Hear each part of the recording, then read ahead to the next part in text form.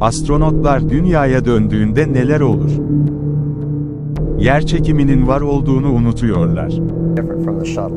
You know, the Soyuz is a bit more like this pin. It goes up straight up through the atmosphere. Now you know you've got the space station right up there. Kasları zayıflıyor.